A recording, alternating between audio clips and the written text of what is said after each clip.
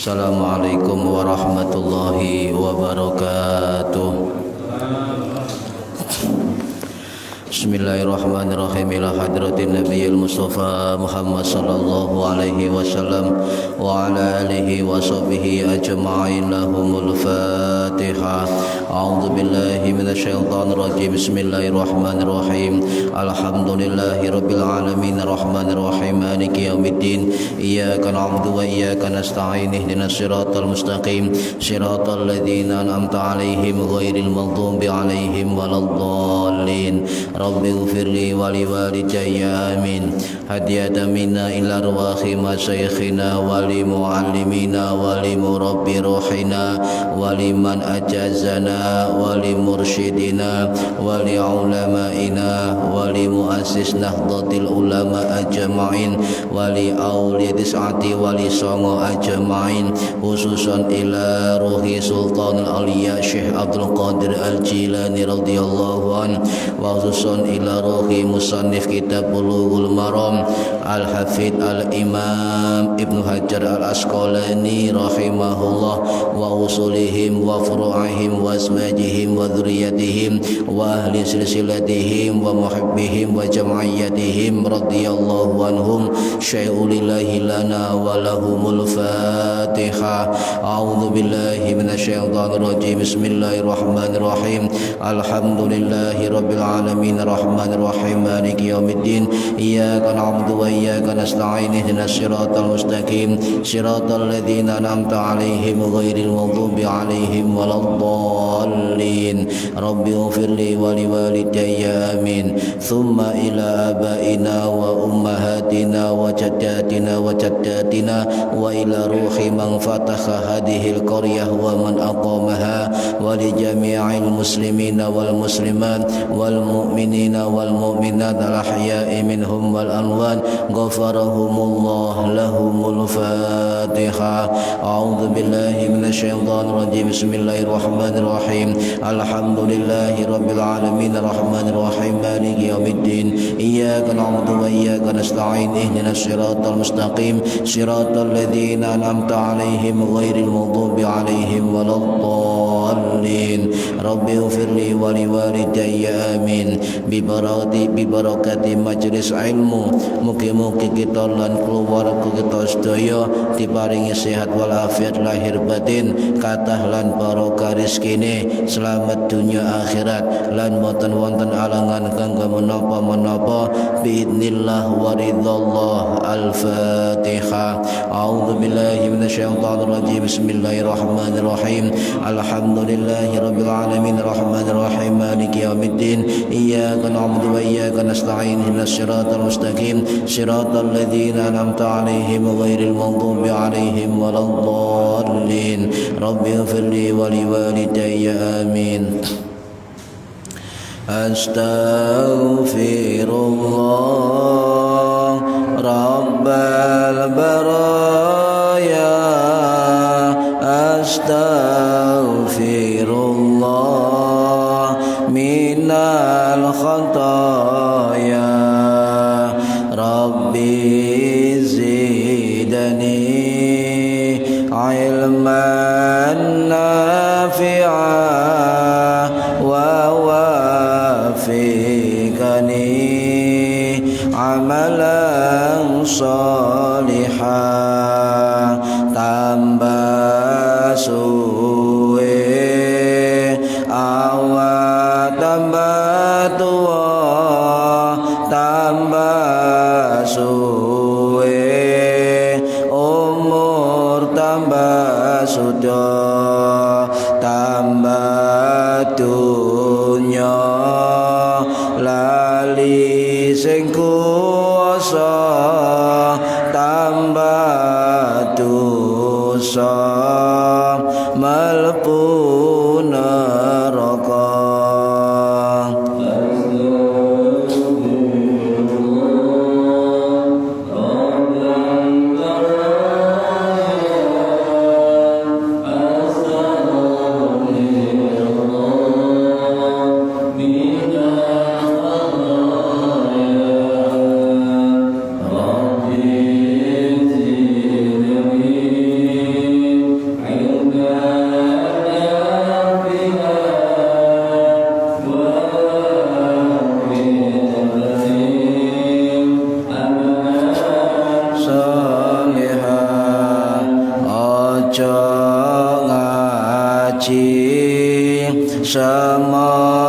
ya tua durung karuan umurmu dawa aja ngaji semaya sugih durung sugih nyawa wis mulih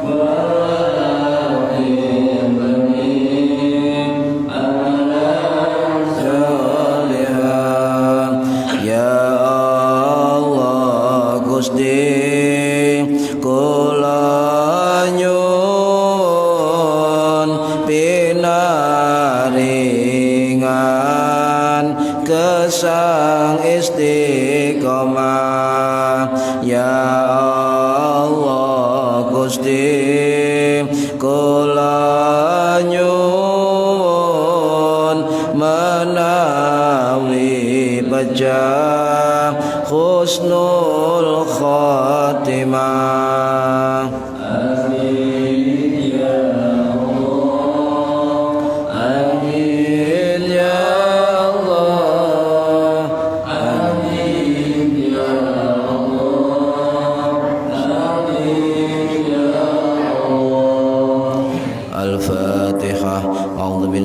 Syaitanir rajim. Bismillahirrahmanirrahim. Alhamdulillahirabbil alamin arrahmanir rahim maliki yaumiddin iyyaka na'budu wa iyyaka nasta'in ihdinas siratal mustaqim siratal ladzina an'amta 'alaihim ghairil maghdubi 'alaihim waladdallin rabbighfirli wa liwalidayya amin. A'udzu billahi minasy syaithanir rajim. Bismillahirrahmanirrahim. Allahumma shalli wa sallim ala sayyidina Muhammadin wa ala alihi wa sahbihi ajma'in wala haula wala quwwata illa billahil aliyil azim. Amma ba'du. Ingkang kawula hormati para bapak, para ibu jamaah pengajian kitab Bulughul Maram, mugi-mugi khususipun yang hadir dan yang mendengarkan dan yang menonton semoga mendapatkan barokah, manfaat, maslahah, wa ni'mata, wa salamah, wa sa'adah, wa syafa'ah fid dini wa dunya wal akhirah. Amin ya rabbal alamin. Monggo yang belum niat diniati dalam hati golek ilmu lillahi ta'ala. Halaman 17 hadis yang ke-26. Bismillahirrahmanirrahim. Wa'an lan diriwayatkan dari Abis Samahi, sahabat Abis Samahi radhiyallahu muga-muga ngridani sapa Allahu Gusti Allah anhu marang sahabat Abis Samahi. Qala ngendika sapa sahabat Abis Samahi, qala dawuh sapa Rasulullah sallallahu alaihi wasallam, yuksalu den wasuh apa min baulil jariyati saking uyuh bocah wadon, wa yurasyu lan disirati napa ngeten niki dicirati nggih, disirati banyu Pak. Disirati sirami. Disirati cara basa guru kula disirati. Sirati apa ming baulil ghulami saking uyuhe bocah lanang. Akhrajahu ngatoaken ing hadis sapa Abu Dawud, Imam Abu Dawud rahimahullah, wan Nasa'i dan Imam Nasa'i rahimahullah, wa sahahahu lan milang sahih ing hadis sapa Al-Hakimu Imam Al-Hakim An-Naisaburi Asy-Syafi'i rahimahullah. Para hadirin rahimakumullah, ini hadis pendek tapi panjang nanti penjelasannya, sebab ini adalah salah satu yang kita hadapi sehari-hari, kencingnya anak-anak kecil. Nah, sinten Abu Samhi radhiyallahu anhu. Abi Samhi itu adalah salah satu pembantu atau maula Kanjeng Nabi Muhammad sallallahu alaihi wasallam, yang tiap hari di dalam rumah beliau membantu untuk memenuhi kebutuhan beliau. Jadi khadimnya Kanjeng Nabi ini kathah, nggih, kathah. Khadim pelayan Kanjeng Nabi kathah. Kalau ada orang mengatakan lapol kiai kok diwangi santri jero omahe, wong zaman Nabi pun wonten. Zaman Nabi pun wonten. Ini namanya mengabdi, asal barokah. Nah, digoleki ten kitab-kitab sejarah, ternyata sahabat Abu Samhi ini tidak kehilangan jejak, Pak.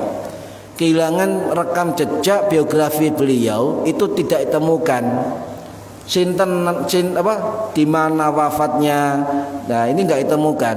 Cuma dalam kitab Al-Isti'ab karangannya Imam Ibnu Abdul Bar Al-Maliki, ya, itu diceritakan, disebutkan memang kita sebagai ulama hadis kehilangan jejak terhadap biografi beliau, tetapi masyhur bahwa Abu Samhi radhiyallahu an adalah termasuk maula atau khadim Nabi Muhammad sallallahu alaihi wasallam. Niki jadi wafatnya ten pundi boten semerep. Cuma dalam kitabnya Ibnu Abdul Bar, ya, ulama Maliki yang wafat tahun 1071 Masehi, dalam kitab Al-Isti'ab beliau menceritakan mungkin dalam keterangan ulama dahulu itu Abis Samhi itu tersesat ketika di suatu perjalanan dan tidak ditemukan kapan wafatnya dan di mana makamnya. Tetapi nama Abu Samhi masyhur, diakui oleh para ulama hadis itu sebagai khadim Nabi Muhammad sallallahu alaihi wasallam. Jadi enggak pernah dengar kita kan Zaid bin Harisah, ya kan? Kemudian siapa lagi? Kalau Abi Samhi jarang kita dengar.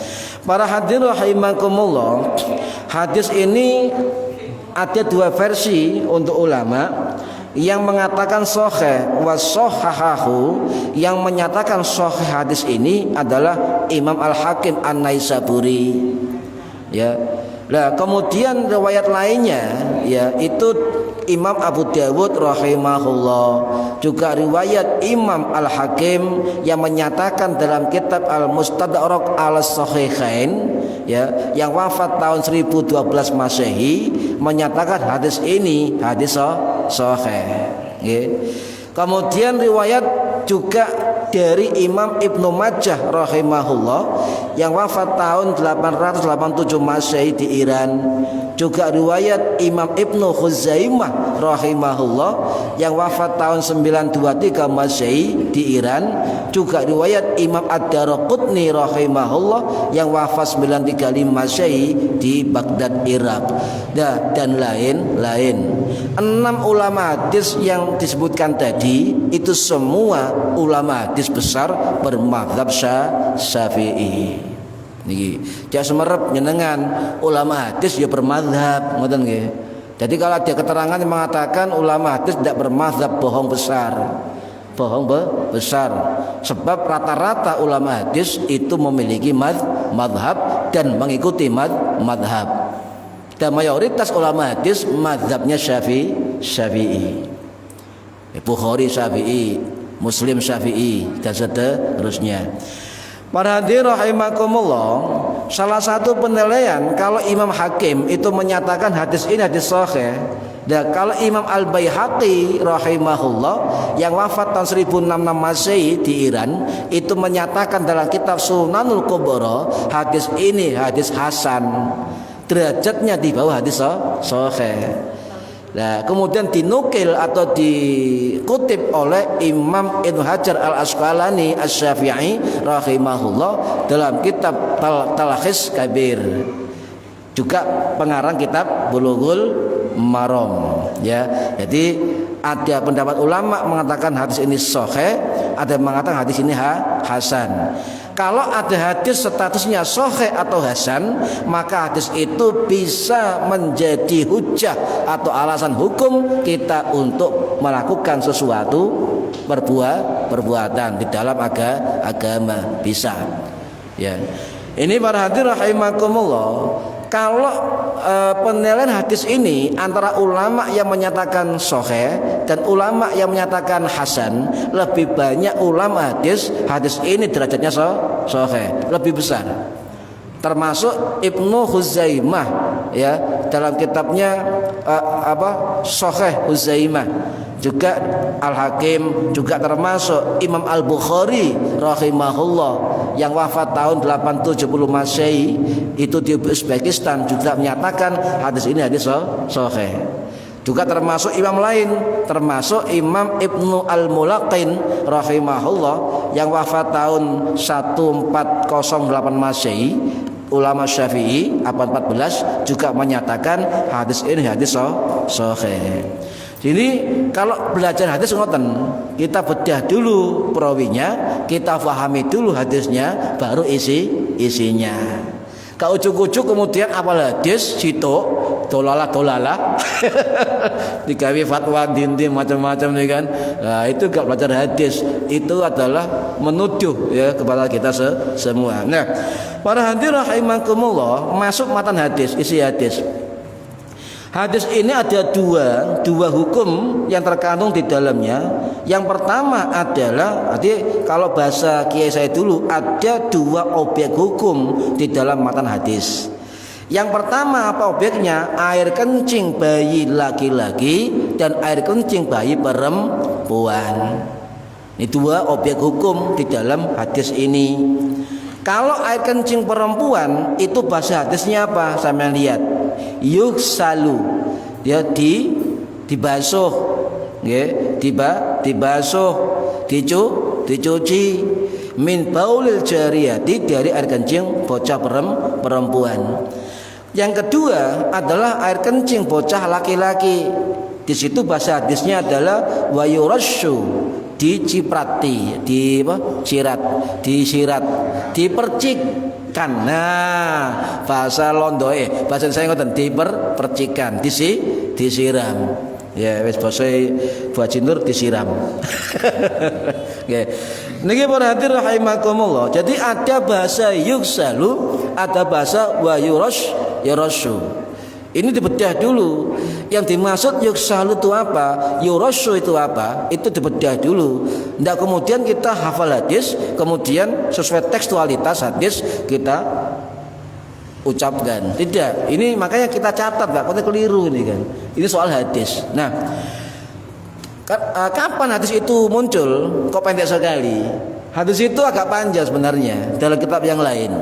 Cuma kadang-kadang Ibnu Hajar Al-Asqalani pengarang kitab ini itu mengambil inti-inti dari hadisnya. Jadi waktu itu ketika khadim Kanjeng Nabi yang bernama Abu Samahi radhiyallahu anhu itu membantu keperluan Kanjeng Nabi dalam rumah Kanjeng Nabi. Nah, kemudian ujuk-ujuk apa cucu yang saya itu? Tiba-tiba datang cucu Kanjeng Nabi yang bernama Hasan dan Husain yang masih usia kecil. Kemudian digendong oleh Abu Samahi dan ternyata digendong ngoyuh, Pak. Nah, ngoyuh dikena badan dan pakaian Abu Samahi. Nah, kalau tanglet Hasan saniki laki apa perempuan? Laki-laki. Kemudian Abu Samahi melepas bajunya, dicuci. Lah, ketika mau mencuci baju, Kanjeng Nabi jangan dicuci. Itu air kencing bayi lagi atau anak kecil laki-laki. Maka muncullah ucapan Nabi yusalu. Apa? Wa yurasyu, untuk bayi lagi. Ngoten. Jadi agak panjang. Cuma intinya di situ, Nah, hadis ini punya sebab, ya, punya sebab. Artinya baik air kencing bayi perempuan atau anak kecil perempuan maupun air kencing anak kecil laki-laki itu sama-sama air kencing, gitu ya.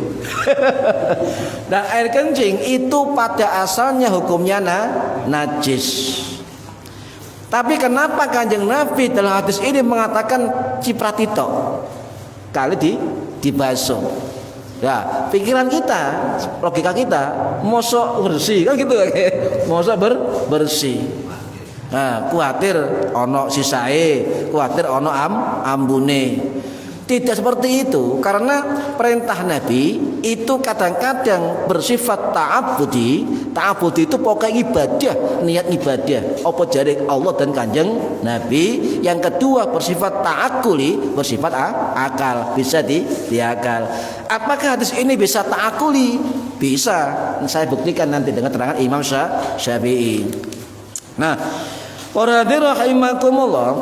Jadi cara pembersihan dari air kencing anak kecil laki-laki dan anak kecil perempuan itu sifatnya najis. Walaupun caranya yugsalu wa yurasu, berbeda, tetap asalnya adalah najis karena sama-sama dibersihkan dengan air, tetapi caranya berbeda. Ini baik yang terkena di badan kita maupun di pakaian kita. Nah, yang dimaksud gulam niku napa? Nggih, min baulil gulam. Kita pengen nggih, min baulil gulam. Anak kecil laki-laki gulam niku napa artine? Oh, ternyata artinya bayi kecil yang kurang usia 2 tahun dan belum makan selain air susu ibu. Ngoten maksudnya, nggih. Jadi itu makanya kalau kita mengartikan teks-teks hadis kudu meguru, Pak. Kudu ngaji. Lek gak ngeten mboten semerep. Apa bedane gulam, apa bedane jariyah. Loh, jariyah kan mengalir, beda. Lek jariyah jahe pendek, niki jariyah. Beda. Nah, sama-sama dibersihkan dengan air. Jadi air kencing bayi laki-laki itu maksudnya anak itu usia kurang 2 tahun dan belum makan selain air susu ibu. Kalau ada anak kecil laki-laki usia 2 tahun dan itu belum makan yang lain, maka kencing di badan kita atau di tubuh kita, pakaian kita, maka cukup yuwayurashu, berarti disiram atau disirat, kan? Tapi kita masa tahu itu anak kecil wis mangan gudir utawa susu ibu itu kan belum tahu. Makanya kita harus hati-hati, ya. Nah, kemudian umur kurang 2 tahun, kemudian apa? Najis itu bersifat ringan. Najis mukhafafah, bersifat ringan, ya. Tetapi kalau anak kecil tadi yang usia kurang atau 2 tahun itu sudah makan makanan di luar ASI juga termasuk ASI, maka cara pencuciannya disamakan dengan air kencing anak perempuan. Ngoten Mbak bedane. Nggih. Niki bedanya begitu, tapi kita nggak bisa tahu mana anak dhewe ngerti kan, si digawe-gawe dhewe, diramut-ramut dhewe. Lek anake wong sama nggak ngerti, iki mangan apa pentol, kita nggak tahu. Lebih baik kita mengambil langkah hati-hati, ngoten Pak. Niku fikih ngoten panjenengan. Nah, untuk bayi perempuan ya, untuk bayi perempuan dicuci. Yugsalu dicuci, ya, dibasuh dicuci. Niki hati-hati Bu, sing ada anak cilik niku harus toharoh diperhatikan, ya. Kemudian ada riwayat lain yang menguatkan hadis ini. Jadi kalau dalam penelitian ulama hadis yang mirip-mirip begini, ya, itu kurang lebih ada 40 hadis lebih. Makanya para ulama hadis mengatakan hadis sahih atau hadis hasan, bukan hadis dhaif. Ya, bisa dibuat untuk dalil hukum. Nah, riwayat sahabat perempuan zaman Nabi yang bernama Ummu Qais bin Muhsan radhiyallahu anha, ya, beliau pernah sowan ke rumah kanjeng Nabi Muhammad sallallahu alaihi wasallam bersama anak laki-laki kecilnya yang kurang usia 2 tahun. Nah, Nabi kita senang anak kecil. Siapapun orang yang datang ke rumah beliau, bertemu di majelis ilmu beliau, bertemu di jalan, itu kanjeng Nabi selalu senang dengan anak kecil. Bahkan Ibu Aisyah pernah cerita, ketika Nabi sering bertemu dengan anak kecil, kanjeng Nabi sering berjongkok, Bu. Berjongkok, kepala beliau itu berhadapan kepala anak-anak. Jadi guru-guru TK, guru TPK berjongkok di hadapan anak-anak itu sunnah kanjeng Nabi Muhammad sallallahu alaihi wasallam. Jadi omongannya pada sejajar ngeten. Dimaknai oleh orang-orang ahli pendidikan, anak-anak butuh teman, bukan butuh guru lah kan, berhadapan sejajar. Nah, ini kemudian Ummu Qais cerita, saya sowan dumateng kanjeng Nabi membawa anak saya ya kurang 2 tahun yang belum makan apapun selain susu saya, ASI. Ya, lam yakulut ta'am, dia belum makan makanan apapun selain ASI. Kemudian masuk rumah, maka Nabi seneng arek cilik langsung dipangku. Nggih. Dipangku. Makanya guru kula rumen dawuh, sampe lek mangku anake wong sapa ae, sampe niati sunnah kanjeng Nabi. Cek oleh pahala sunnah ngoten nggih. Lah fa'ajlasahu Rasulullah fi hajrihi. Jadi Nabi mendudukkan di pangkuan kanjeng Nabi. Lah tiba-tiba apa? Fabala ala thawbihi, ngoyo Pak, nek klambine kanjeng Nabi. Ngoyo. Coba Bu, rasane oyuh panas apa adem? Anget. Kalau ini panas, anget ini. Nah, kencing di fabala ala thawbihi, maka kencing anak kecil tadi ala thawbihi ke baju kanjeng Nabi.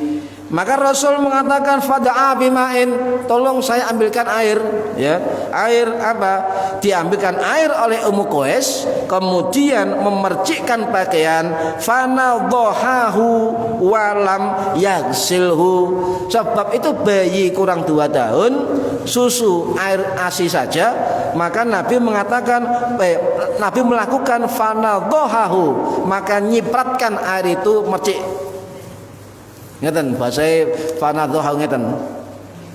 Rotoh ngoten ya.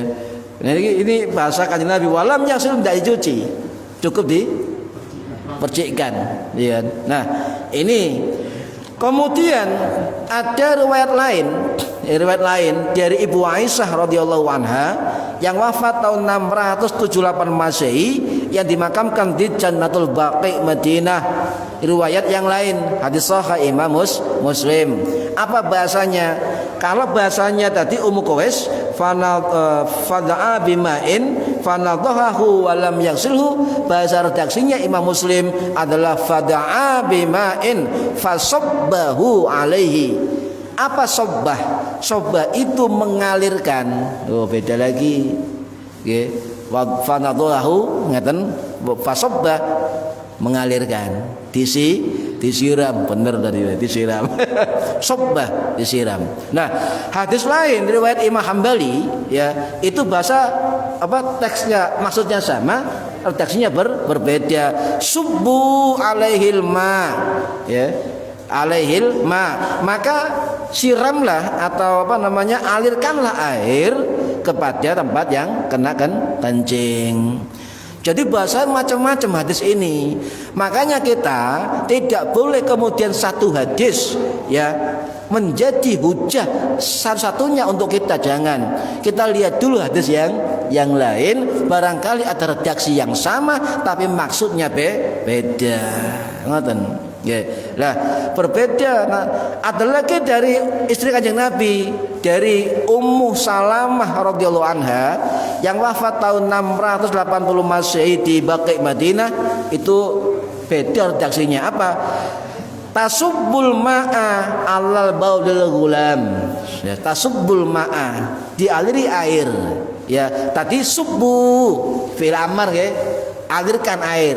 Kalau ini tasubbu, dialiri air. Jadi jenengan lek nganggo selang saged basahe ngeten tasubbu, dialiri. Ngoten, mboten napa. Nabi cerdas, oh meneh ana selang, ana keran. Basahe tasubbu, dialiri. Ngoten. Nah niki harus cerdas untuk memahami kalimat hadis. Dialiri air air di bekas kencing ya, anak laki-laki ya, yang gulam, yang belum makan selain ASI. Loh, jadi diperciki, kemudian disirat ya, disiram, di sini adalah dialir ya. Alirkan. Nah, kemudian pasal lain dialiri. Nah, kan? Beda kan? Bahasanya beda, tapi maksudnya sama. Ya. Dialiri beda loh, nggih. Nah, saged kan? Berarti beda. Ngangge selang saged, ngangge cibuk nggih, saged. Kan ngoten. Bahasa tasubbul ma, dialiri. Ngoten dah bahasa nggih. Nah, para hadirin rahimakumullah. Nah, kalau ada anak bayi kurang 2 tahun nyusu ibunya dan juga dilengkapi makan yang lain, maka itu bukan termasuk untuk tadi subuh, tasubbu, fanadhahu atau wayurasu, tidak berlaku, Pak.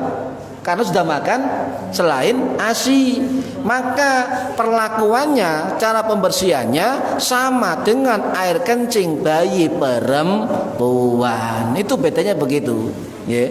Dicuci, ngoten, dicuci. Lah, panjenengan Bu, lek wonten bekas air kencing siapapun ya, jangan dicampur di mesin cuci, sendirikan dulu. Oh sing api-api dhewekno puter dhisik, atau yang bekas najis sampai umbah dulu manual, dibuang bekas najisnya baru bisa dicampur di mesin cuci. Kuatirnya najis belum dihilangkan kemudian dicampur aduk muter nang mesin, itu kena ambu kencing kabeh. Mari garing diambu kok pesing. Nah ini harus dipisahkan atau diumbah terlebih dahulu sebelum masuk ke mesin cuci. Nah ini Nah, bagaimana ulama menyikapi hadis ini? Ya, tetap kita kembali ke 4 mazhab, Pak. Kita utamakan sebagai orang NU atau Ahlus Sunnah wal Jamaah, kita mengacu kepada 4 mazhab. Wis gak usah tolah-tolah yang liyane dulu. Bagaimana pendapat ulama mazhab Hanafi, Maliki, Syafi'i, Hambali tentang ini? Nah, yang pertama, menurut mazhab Syafi'i dan menurut mazhab Hambali, pemberlakuan cara membersihkan air kencing anak laki-laki dan anak perempuan sesuai dengan hadis tadi, sesuai, sama. Nah, kemudian ulama dari mazhab Hanafi dan ulama dari mazhab Maliki itu mengatakan dicuci semua. Oh, beda. Dicuci semua. Sebab ada kalimat tasubbu, subbu, panadhahu wa yurashu. Loh, terus beda pendapat para ulama. 40 hadis niku. Nah, sampai duduk ulama terus bingung duwe jar kabeh 40 ya. Bose beda. Atik gak iso bahasa Arab, iso Madura. Rusak. Ndak remek. Kula nggih Madura guyon nggih. Para hadirin rahimakumullah. Nah, kenapa berbeda? Lah ini dikaji oleh para ulama ahli hukum. Makanya sering saya katakan ulama ahli fikih rata-rata faham hadis, ngoten Pak. Coba belajeti iki hadis apa iki? Hadis sahih, hadis hasan, hadis dhaif, hadis mungkar, hadis maudhu dan sebagainya. Ini bahasnya begini. Oh ini. Itu fikih, Pak. Lah, tetapi ulama-ulama hadis belum tentu ulama fikih. Niku berarti ulama fikih rata-rata ulama hadis, sebab satu hukum bisa hafal ratusan hadis. Faham tentang hadis. Lah, kemudian kenapa berbeda cara pembersihannya? Padahal podo-podo banyu oyoe kan begitu ke? Lah kok beda? Kok enak wong arek lanang mek crut-crut wis mari, nang wedok diumpat dicuci, yuk salu dibasuh, kok beda? Nah, ini saya terangkan. Banyak keterangan, cuma yang paling logika saya ambil dari dialog antara Imam Syafi'i dengan muridnya Abu Al-Yaman Al-Misri. Jadi muridnya yang bernama Abu Al-Yamani Al-Misri tanya kepada Imam Syafi'i. Ada riwayat dari Sayyidina Ali bin Abi Thalib itu bahwa anan Nabiyya sallallahu alaihi wasallam qala fi baulir radhi'i yundahu baulal gulami wa yuksalu baulal jariyah. Nah, kemudian Abu Al-Yaman Al-Misri rahimahullah itu tanya kepada Imam Syafi'i. Sa'altus Syafi'i, saya tanya kepada Imam Syafi'i tentang apa? An hadisin Nabi sallallahu alaihi wasallam, tentang hadis ini. Ya. Yurassu min baulil ghulami wa yugsalu min baulil jariyah. Kenapa air kencing anak laki-laki itu diperciki, dialiri, tapi kenapa air kencing anak perempuan itu dibasuh atau dicuci, ini kan? Nah, kenapa demikian? Kemudian Imam Syafi'i menjawab, ya. Kemudian sebelum jawab, Imam Abul Yaman Al-Misri mengatakan wal ma'ani, ya, kedua air itu, ya, jami'an wahidun, apa? Keduanya itu airnya dari air yang satu, apa? Air kencing. Kenapa? Dijawab kali Imam Syafi'i ngeten, qala li'anna baulal ghulami minal ma'i wattini. Ya, sebab air kencing anak laki-laki minal ma'i wattini, dari tanah liat, dari air dan tanah liat, ya. Wal baulal jariyati minal lahmi waddami, dan air kencing anak kecil perempuan itu dari daging dan darah. Imam Syafi'i akhirnya menceritakan tentang kejadian penciptaan Adam dan ibu Hawa. Ya, niku. Jadi kenapa air pembersihan begitu? Karena laki-laki itu diciptakan dari minal ma'i wal watin, dari air dan tanah liat. Kemudian perempuan itu diciptakan dari al-lahmi wad-dami, dari daging dan darah. Jadi Adam diciptakan dari tanah, kemudian diciptakan ibu Hawa dari tulang rusuk lagi, ya. Ini kisah masyhur, ya. Tapi wallahu a'lam, sebab para ulama meragukan kisah tersebut. Nah, balik mana para hadirin rahimakumullah, keterangan Imam Syafi'i itu ada tercatat di dalam kitab Sunan Ibnu Majah. Ulama hadis yang bermadzhab Syafi'i yang wafat tahun 887 Masehi di Iran. Jadi kemudian beliau mengatakan hadis ini bisa menjadi hujjah, alasan hukum untuk membersihkan air kencing laki-laki dan anak perempuan. Ngoten nggih. Niki para hadirin rahimakumullah. Nah, pertanyaannya, apakah dengan cara tadi yurasu, kemudian tasubbu tadi, apakah bersih? Mon nggih. Coba panjenengan bu gendong putune sing lanang misalnya nggih, kemudian nguyuh nang sewek sampean, nang kodong sampean. Maksud untuk menyikapi hadis ini. Jadi kemudian kita jangan kembali ke hadis dan Al-Qur'an. Lek kembali hadis tok apal tok garu. Marwarudi Asy-Syafi'i yang wafat tahun 1069 Masehi di Iran. Juga pendapat dari Al-Imam Al-Mufassir Al-Faqih Al-Baghawi Asy-Syafi'i yang wafat tahun 1122 Masehi di Iran. Wis telu mawon. Lah ulama tiga ini semua ulama bermadzhab Syafi'i mengatakan begini, tidak cukup air kencing anak lagi sekedar diperciki, tapi tetap pada awal membersihkan air kencing anak laki-laki kita ambil sunnah Kanjeng Nabi, diperciki terlebih dahulu. Paham nggih, Bu? Paham nggih? Jadi diperciki, disiram dhisik. Ya, mengambil sunnah Kanjeng Nabi. Ya. Nah niki pendapat tiga ulama ini hampir sama. Nah kemudian tidak cukup dibasahi, ya dialiri atau dibasahi dengan air yang rata, tidak harus dicuci. Tapi beliau mengatakan begini, selain disirati, diperciki, juga tiga ulama tadi mengatakan dicuci, dilap, diperes, pokoknya cara bagaimana biar baunya, kemudian bekas najisnya itu hilang. Dan apakah salah? Tidak salah, sebab kencing itu adalah sumber najis. Ya. Nah, perbedaan pendapatnya banyak, tiga pendapat para ulama nantinya. Ya, mengapa berbeda?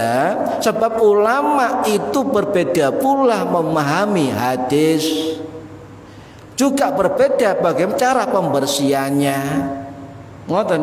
Kemudian perbedaan itu termasuk kata Imam Ghazali, termasuk kemuliaan dari makhluk yang bernama laki perempuan dan mengandung kemaslahatan, dan itu merupakan kemuliaan syariat dari Allah Subhanahu wa taala.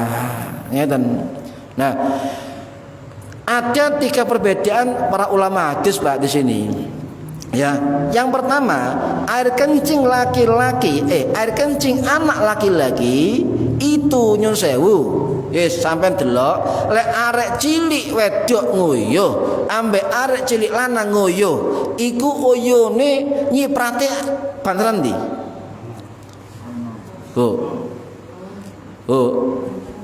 Banteran ndi uyuhe arek cilik lanang ambek cilik wedok lek nguyuh banteran ndi? Lanang. Iso nyimpan dindi. Kayak selang. Jero-jero. Yang saya pakai. Kayak selang. Nah, sehingga banyak mengenai pakaian. Ya. Kalau diturunkan banyak nyiprat di orang banyak misalnya, maka sehingga para ulama mengatakan karena itulah menyusahkan, masyaqqah, kesulitan, sehingga Nabi melihat umatnya ini lek berseni banyu uyuh arek cilik lanang kangelan sebab nyiprati nang dindi, sehingga cukup yurassu, ya, tasubbu aliri air. Ini bentuk rukhsah, keringanan untuk menghilangkan najis air kencing anak laki-laki. Paham nggih? Lek arek wedok cilik ngoyo, wis nang sak nggon iku to, nggih. Sampeyan gendong misale anget, ngono to. Coba arek cilik lanang muter niku. Terus ndi. Lah ini ulama mikir, Pak. Ya apa? Kenapa Nabi kok begini ya caranya? Mikir Pak itu. Kita tinggal baca nih. Mikir. Kemudian yang ketiga, kencing bayi perempuan. Nyun sewu Bu, nyun sewu nggih. Ini kitab. Kencing walaupun kencing anak laki-laki nyuprat dindi, kemudian penanganannya lebih simpel dari air kencing bayi perempuan. Ternyata air kencing anak perempuan dalam kitab itu lebih bau. Nyun sewu nggih. Ini kitab lebih bau dari air kencing anak laki-laki. Mbuh, bulan semerep sing ibu niku. Lek duwe anak lanang ambek anak wedok iso bedakno. Nggih. Niki. Lah, kemudian ditegaskan oleh Imam Nawawi dalam kitab Al-Majmu' Syarhul Muhadzab, ulama besar dari mazhab Syafi'i yang wafat tahun 1277 Masehi di Suriah. Beliau mengatakan cara membersihkan kencing bayi laki-laki dengan dibasahi. Sami nggih, dibasahi tidak menunjukkan kesuciannya, tetap najis kata beliau kan gitu. Kalau begini, air kencing bayi laki-laki ya kalau dibasahi secara logika tetap najis ya, tetap tidak menunjukkan kesucian dari air kencing tadi ya. Namun dari hadis ini kata beliau ada rukhsah keringanan, Mbak. Keringanan untuk menghilangkan kenajisan, sebab tadi ada masyakoh atau kesulitan ketika kita membersihkan air kencing anak laki-laki. Paham nggih? Lah, ten hadis niku diceritakan begini, kaidah fikih al-masyaqqah tajlibut taysirah. Kesulitan itu mendatangkan kemudahan. Ini kalau kita belajar hadis, Pak, harus satu-satu difahami ya. Dan untuk kembali ke hadis, bukan teks hadis, kembali pada kitab-kitab ulama hadis yang memaknai tentang keterangan dari hadis Kanjeng Nabi. Nah, itu hikmah dari hadis ini. Apa bedane untuk membersihkan air kencing anak laki-laki dan air kencing anak perempuan kok berbeda? Nah ini ya, para hadirin rahimakumullah, ada 3 kelompok besar ulama ketika menyikapi hadis niki. Nah ini yang ngomong bukan ulama hadis, ini yang ngomong ulama fikih, ngoten Pak. Jadi yang bicara hukum itu ulama fikih dari hadis Kanjeng Nabi. Kelompok yang pertama ya, itu mengatakannya kalau ada air kencing anak laki-laki dan air kencing anak perempuan cukup dibasahi atau dibilas, baik air kencing anak laki-laki maupun perempuan, ngoten. Baik yang sudah yang ASI maupun yang sudah makan di luar ASI. Ini pendapat yang pertama. Apakah ulama yang pertama ini salah memahami hadis? Tidak. Beliau al-alam, al-alim, al-muhaddis ya. Ulama-ulama salaf tidak salah menyikapi kondisi yang ada. Kalau itu selain ASI ya, maka wajib dicuci. Nah, ini pendapat yang pertama, paham ya?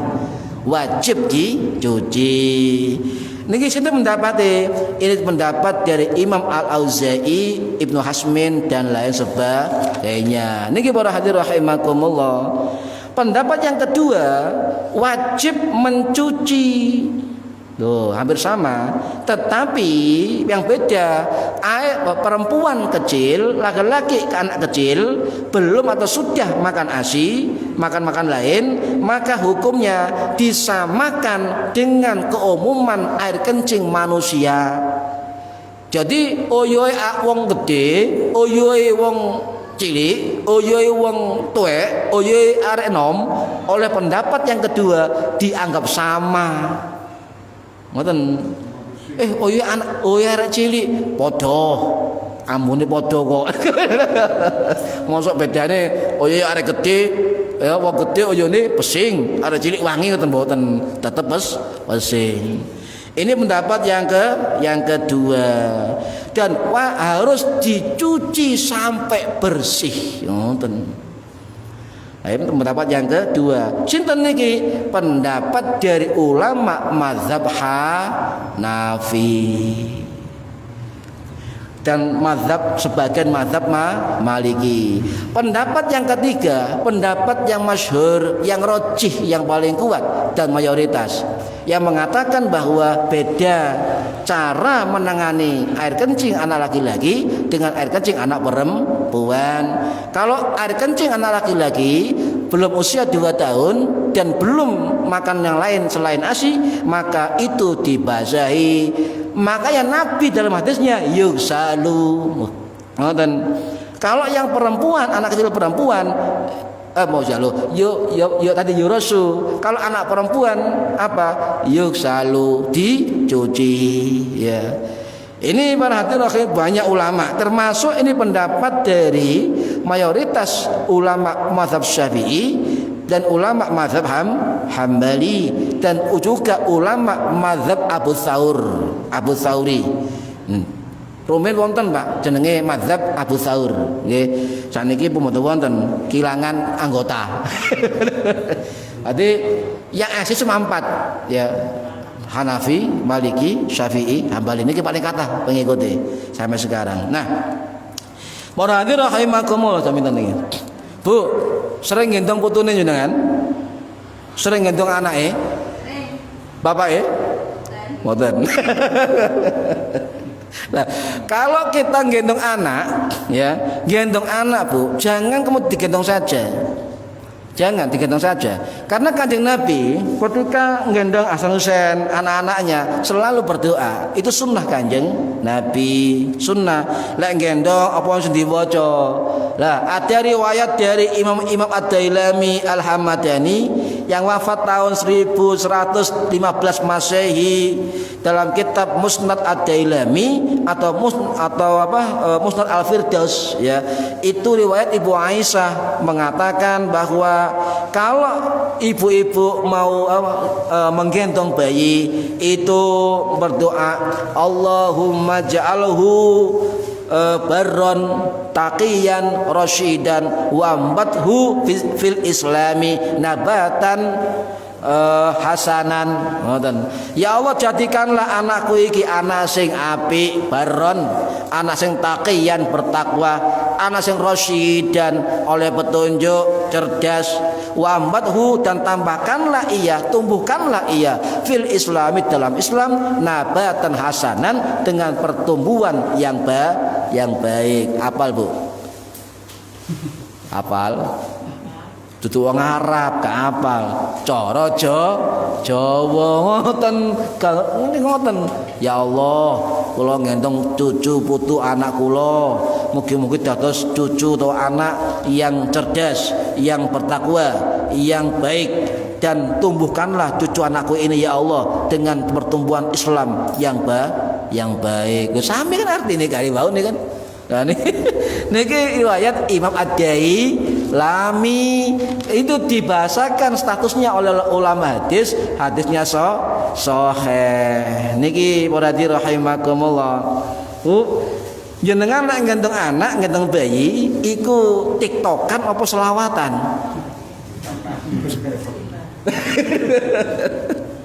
Napa? Lah gendong karo gawa HP wis osome. Cuma nyon sewu lek gendong anak timbang waktune sia-sia panjenengan ngangge sholawat terserah sholawati. Wonten penelitian dari Fakultas Psikologi Anak dari UIN Syarif Dayatul Jakarta tahun 2007 yang lalu bahwa anak-anak yang digendong ibunya membaca sholawat Nabi, maka energinya itu berbeda. Apa yang diuji oleh fakultas itu? Ini ya Nabi salam alaika, mengendong ya Rasul salam. Diteliti niku Pak. Gelombang-gelombang napa niku diteliti. Ternyata luar biasa hasilnya niku. Energi ilahi, energi malaikat, energi manusia jadi satu dalam sumber energi besar, energi Nur Muhammad. Ilmiah niku. Ya. Niki para hadirin rahimakumullah. Bu, nggih. Hati-hati nggendong bayi iku ana jin namine Ummu Sibyan. Kalau putu sampean, anak sampean di usia kurang 2 tahun, walaupun tidur di saat maghrib digendong Bu. Digendong sampai adzan isya. Jangan dibiarkan.